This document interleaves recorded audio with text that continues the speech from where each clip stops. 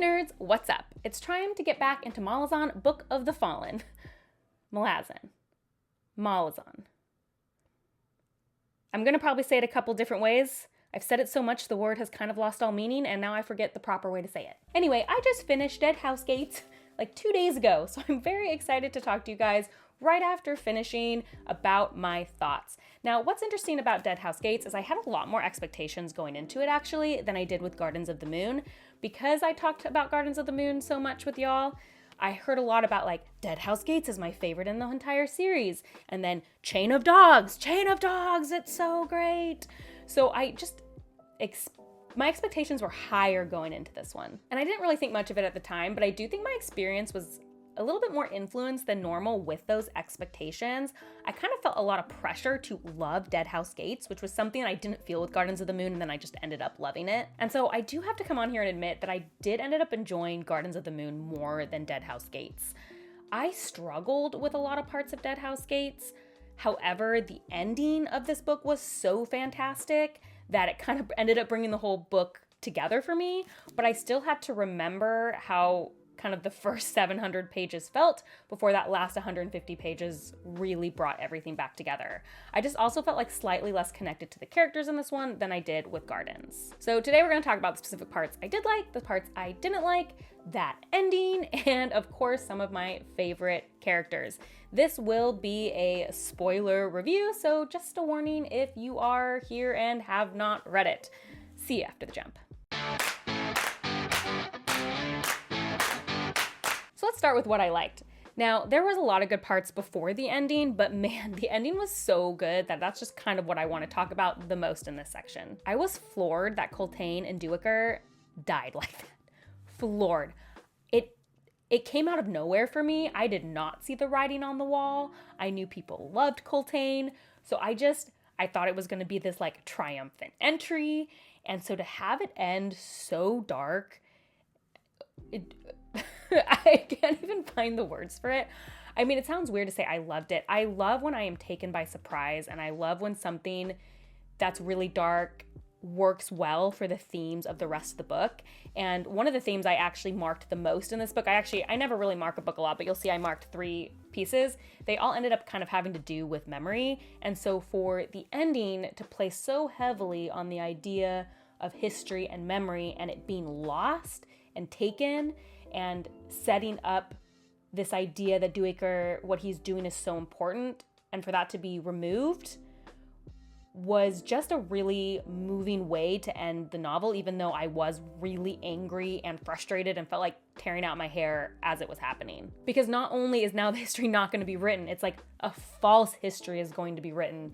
Ugh, and it made me so mad. So yeah, history and remembrance was one of my favorite themes, and some of the quotes that I really liked, one was what Coltane said: "This tale is yours, historian, and right now no one is more important than you. And if you one day say Jujek, tell him this: it is not the Empire's soldiers the Empress cannot afford to lose, it is its memory." Loved that. And it kind of also reminded me of earlier, the first quote I ever marked was from Icarium, and it's when he says, "That notion frightens me, Mappo. Without history, there's no growth." I really liked how the ending played into that one. No history, no growth. The idea that all of these soldiers died, and it's not necessarily that is the worst hit for the Malazan Empire. It is the fact that they will lose history. I just found that concept very fascinating, that theme very fascinating, and it really resonated with me. And so that was just so strong. I also really liked Kalam's ending. His discussion with the Empress was, again, just like a really cool forwarding of themes. Now, of course, like the ending with him like defeating all the hands was very exciting, and I was very into it. Like that those scenes were great. I always am gonna like a scene where someone just goes power on someone, like, and it's supported, you know. So I just enjoyed it. But ending with this thing where he knows that the Empress isn't really there, but it also kind of doesn't matter because he's having this realization that he has put a lot on the Empress that is actually a greater problem than just her. It was just very good. It was unexpected and I really liked it. Again, more on the ending. I really liked the part where Mappo saved those 2 dogs, and Gessler kind of comes back and says, "Nope, I didn't find Duiker. the hope can be alive. It was just the way that Erikson juxtaposed this absolute horror, this horror of all of these soldiers strung up, the senseless violence of it, with these really, really small mercies of Gessler leaving hope that Dukir could be alive, with Mappo using his powers not on his friend but on these two dogs because of what it represented. That was just such a great juxtaposition. It was really moving, and it was, I feel like I'm not being very insightful, but the way that he uses these big grand acts of senseless violence and these small mercies and how they don't make up for that, but that's not the point, I thought was really poignant. But earlier in the book, a couple of random moments I wanted to call out that I really loved. Obviously, when we found out that Dancer and Kelivor actually had ascended, I thought that was a very cool moment. Also, when you get hoodwinked into thinking it's Apsalar and her dad that are going to be reborn and that they're the ones walking into the camp, but it actually turns out that it's Felisin and Hiborik. I like that part a lot too. I don't know why I was like, oh, you took me in, and I always like being taken in. One thing I'll say is that I'm worried about, this is like looking forward to Memories of Ice or whatever book they come back in. I don't love the implication that Dukir could come back. You know, they leave it open-ended at the end, like, oh, the necklace was crushed and take his body because humans are weird about that, which implies to me that Dukir could come back. Now, I have been hoodwinked before, so maybe they're trying to make me think that's the conversation about Dukir, but it's about someone else. That's very possible. I personally hope so, not because I dislike Dukir. I actually like him quite a bit, but I think it would cheapen the ending if he comes back and has all of his memories. So I am curious how that is going to be resolved. With Coltaine, I think there's a chance he's going to come back because of the crows and like taking his power. That'll bother me less because I think that rebirth will be kind of interesting to see, but that is something I'm looking the most forward to figuring out. Anyway, all that being said, it did take 700 pages to get there, which just felt like a lot. And one of these is a personal preference. I have a lot of you who are new to my channel because of Malazan, and if that's the case, you might not know, but I struggle with large-scale battles.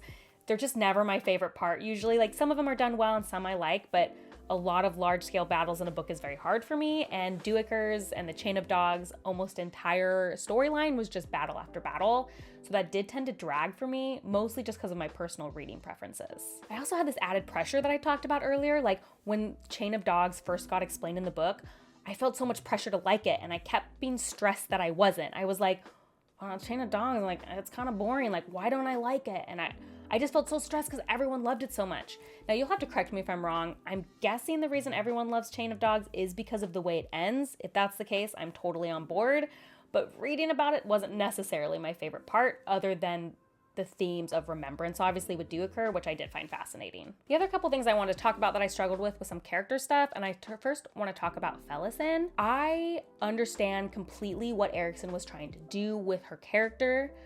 I understood that the idea is, can a reader have empathy for a character who is just being really annoying, but that we know has gone through so much? Felisin is put through the ringer. Her story is so sad. It's so hard. She's gone through so much trauma. And so I understand that her character is lashing out. She doesn't feel like she deserves love or deserves to be close to people. She's ashamed but can't admit it to herself and doesn't know how to work through these complex feelings, mostly because she's also very, very young. My problem with her storyline is that I only ever kind of understood that intellectually. My sympathy for her was all in the brain. It was, I know I should feel sorry for Felisin. She's had a hard life. But my heart wasn't in it. I didn't really feel for her. And my personal reasoning for that is I didn't like how we didn't get to see kind of her descent. We see her kind of at the beginning, and then all of a sudden she's in like the super dark place. And we don't get to be in her head as she gets there. And I think that for me would have helped a lot with her storyline. It just felt so sudden, and then I had to deal with like a very obnoxious, very rude character who in my head I understood and had compassion for, but couldn't feel anything for it because I didn't really get to experience it. So I kind of wish that had been done a little differently personally. This is a long book, and I just think more time could have been devoted to that and maybe taken from other places. Similarly, and this is a much smaller complaint, I felt that way with other relationships like Kalam, for example, and oh, what's her name? Minala. It was just so sudden for me. It was so fast. Like, why are they so taken with each other? I just wish there had been more development. Again, when a book is this long, I expect those things to be a little bit more slow and not so sudden. Overall, I felt that parts of this book did not justify the page count, but because the ending was so strong, it made me appreciate and like the book and be excited to move on in the series. Let's do a brief character chat at the end here because I think that is always fun. I will say, because I was less connected to characters in this one, the characters that came over from Gardens of the Moon were the ones I was automatically the most connected to and liked the most. So Kalam and Fiddler take my top 2 spots for this book. Pretty much no competition, because I already felt connected to them. Otherwise, I really liked Hiboric. I was very interested in his story and his faith and what was going on with him. I thought that was a super interesting plot line. I also grew to like Duiker. At first, it was harsh for me because I was bored by those, but I found him such a fascinating character in the end with, again, the remembrance themes and all that he was doing to be a historian. It was just a very different take on a historian than I've normally seen, and so I did end up really liking him as a character. Now let's see, for my 5th spot, if we're doing a top 5, how chaotic should I be? My left field answer would be Sormo Enough. I just always like a powerful warlock character. I thought he was interesting. The obvious answer is probably Coltane. I think people might riot if I don't put Coltane in my top 5. I did really like Coltane. That's probably the real number 5. Although I could also put in Quick Ben for his 2-page appearance, because when Quick Ben appears, he always steals the show for me. Overall, the ending made me very excited for Memories of Ice. I heard some people say that if Gardens of the Moon hits stronger than Deadhouse for me, I'll probably really like Memories of Ice. Either way, I'm interested to continue exploring the themes and seeing some familiar characters, which I'm pretty sure appear in Memories of Ice. One last thought I had was, I am wondering if Deadhouse Gates is a fan favorite because of rereading. They're not at all similar, but it did remind me of my experience with reading Oathbringer by Brandon Sanderson, which is the first time I read Oathbringer. I really struggled through the middle part. It dragged a lot for me. It felt very slow, but the ending made up for it. However, when I went back and reread Oathbringer, I enjoyed it so much more. Something about knowing the end game and why everything was happening, let me just feel it.